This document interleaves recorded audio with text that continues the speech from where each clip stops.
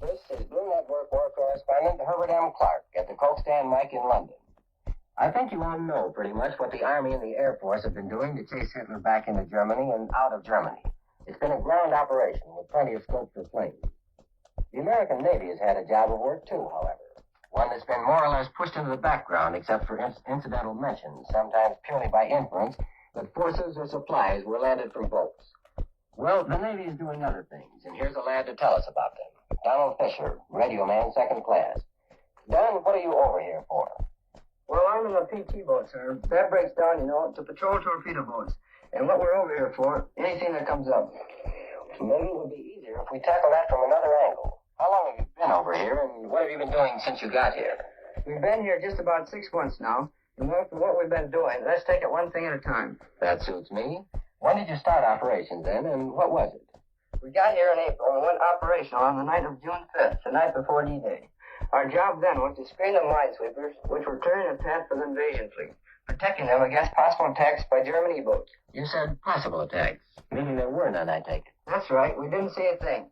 Didn't have much trouble. One boat from our squadron hit a mine, but she was beached and patched up and still around. We were under fire from German shore batteries, and they split one minesweeper right alongside of us, but we weren't hit.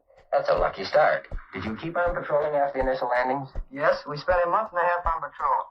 Most of the time offshore, beyond the extreme right flank of the invasion. About halfway up the Cherbourg Peninsula to take care of any threat against unloading operations. And were there any? Well, the biggest one was one we couldn't do anything about. The storm that cracked down on us just after the landing. We spent 19 days tossing around eating K rations, losing more gear every time the waves tipped us on our ears. Between times, we picked up about 300 survivors from craft that foundered and chased away one E-boat that came in. You make it sound pretty dull. Well, it was duller than the next job. And what was that? After Cherbourg fell, we went on patrol off the Channel Islands and picked up a tough scrap soon after we got there. A 5-day battle in which we sunk 4 German trawlers, chased another one up on the beach, and damaged 3 more for the loss of 1 PT. That's a good score. Tell me about it. It started about 2:30 one morning. We picked up 5 targets off Jersey Island. They turned out to be M-class minesweepers carrying 4.9-inch guns. 6 of us, 6 PTs that is, went in and made a torpedo attack. There was a lot of fog, and we missed. Then 3 of the boats closed in for a gun attack, and that's where we lost our boat. How did that happen? The Germans were in a crescent formation. 2 of ours realized that, but the third went in too close and got caught in the crossfire and was sunk. That's bad, Dan. We got even, though. Just after dawn, my boat and another one went in close. There was still a foggy haze, and we closed to 150 feet. Those Germans looked like battleships from there. We opened up with all our guns. You couldn't miss. We poured everything into the hull of our target, and she blew up. There were 2 others behind her, and we damaged both of those before we turned and raced away. They were firing at you all this time, too, weren't they? They sure were, and with more guns.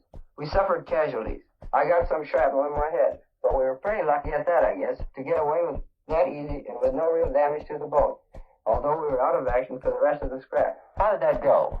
Well, it lasted 5 days. We had everything under control when it ended. Good deal. What happened next to the squadron? It's been routine patrol ever since, getting steadily rougher, but only because the channel's rougher, and everything's still under control. And I know you'll keep it that way, Don. Thanks for coming up tonight to get the Navy into the picture. That was Radio Man Second Class Donald Fisher of the United States Navy Motor Torpedo Boat Squadron. And this is Blue Network war correspondent Herbert M. Clark in London, returning you now to the victory parade of spotlight bands in the United States.